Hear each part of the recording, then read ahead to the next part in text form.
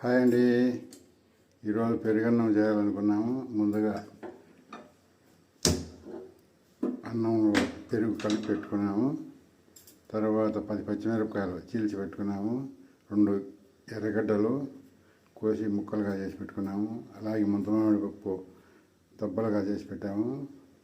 కరివేపాకు, 2 టేబుల్ స్పూన్లు నూనె, 1 table spoon salt, 1 table spoon ఆవాలు. తయారు చేయడం ఎలా ఇప్పుడు అన్నీ చూపిస్తాం అన్నమాట. ముందుగా కడాయి స్టవ్ మీద పెట్టి ఆయిల్ వేసుకోవడం అన్నమాట. వేడైన తర్వాత అదేంటి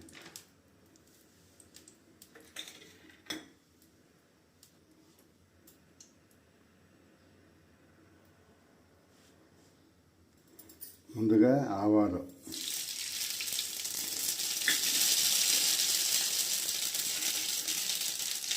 తర్వాత కరివేపాకు,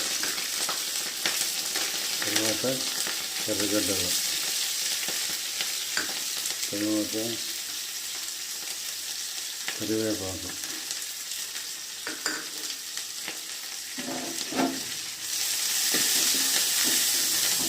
ఫ్రై అయ్యేదాకా తర్వాత ముంతమామిడి పప్పు,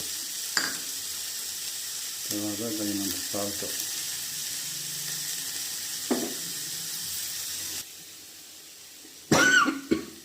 బాగా దగ్గు వస్తుంది. బాగా తిరగవాత బాగా తయారైంది. తిరగవాత ఈ పెరుగులో పెరుగన్నం ఇందాక చెప్పాను కదా, ఆ పెరుగన్నంలో కలుపుకోవడం అన్నమాట. బాగా కలిపేసి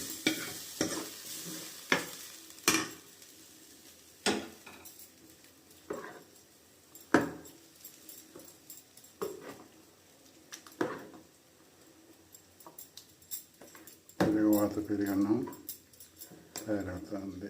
రెడీ.